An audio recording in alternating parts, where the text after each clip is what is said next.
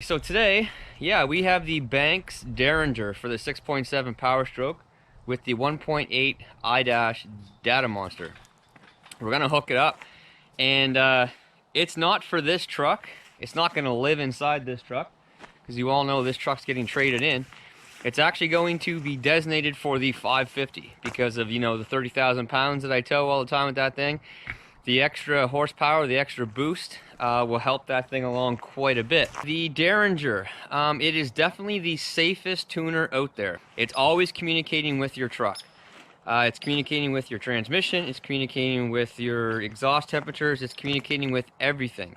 Everything that's going on inside the truck, the Derringer knows, the data monster knows. So if it needs to limit the power, it can do that. It has fail safes that if for some reason you lose power to the module, your truck will automatically just go back into stock mode. So it's not like you're driving down the road like some tuners and you lose power and all of a sudden your truck just dies. Your truck just shuts off. This won't happen. It has fail safes built inside of it, and it actually monitors itself as well. As soon as you unhook it, it's non-traceable. So if you take it into a dealer, they don't know it was ever even hooked up.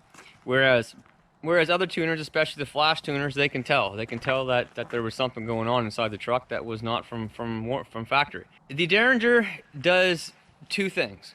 It adds more fuel and it adds more air. And it does it according to what you need. Some tuners go through your map sensor and your FRP sensor.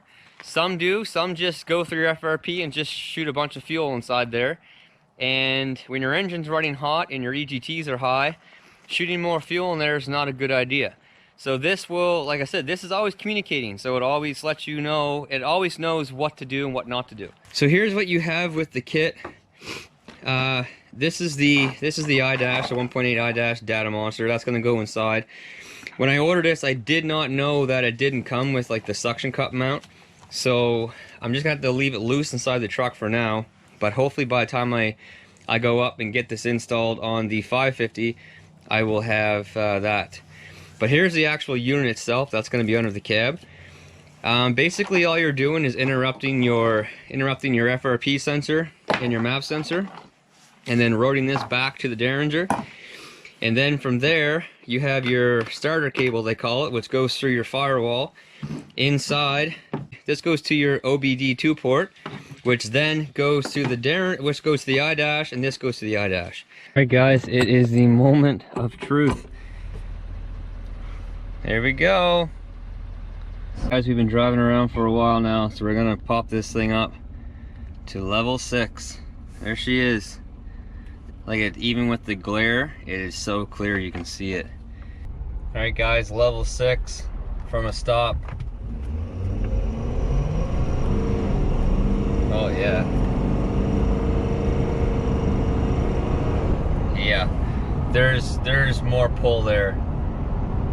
I could feel the tires like digging, you know what I mean? Like that flexing feeling in the tires digging into the asphalt.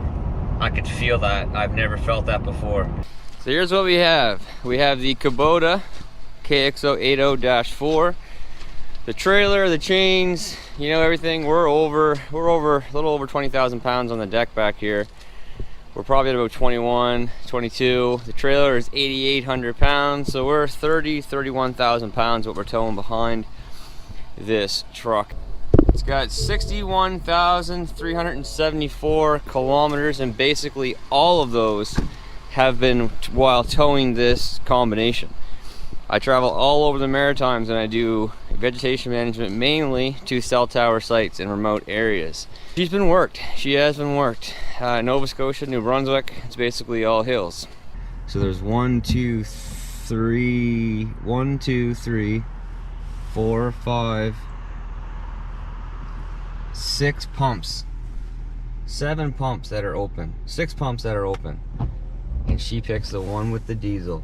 So there she is. I actually have the suction cup mount now, and it is in level 5 right now. So in level 5 we should be looking at an additional, you know, 50 horsepower and 100 foot-pounds of torque. So let's see how we do. For now I'm gonna put it in the Derringer screen just right now so I can sort of see the power being added. I definitely do feel from, you know, experience in the past that the truck possibly may have dropped down to fourth, it would have definitely lost more speed. There's no doubt about that. It does work. It absolutely works. Like I said, my operator, he noticed it like instantly, the difference. The day that I hauled with it, I noticed it, and I noticed better fuel mileage right from the get-go. This trip that we're on here today, it's basically, for the first bit anyway, it's all up and down, up and down, up and down, up and down. Back up to 6. We're still not up the hill yet, and it's just pulling. You know, this is a commercial truck. I need to say emissions compliant, and this is great. This is exactly what I was looking for. It does make a huge difference, and the fuel mileage is better. But anyway, my thoughts on the Derringer towing 30,000 pounds for the first time. Thumbs up. Thanks to Gale for, again, putting out a tremendous product that just always gets what it's supposed to get. They, you know, Gale and Banks, they just don't throw claims out there that just aren't true.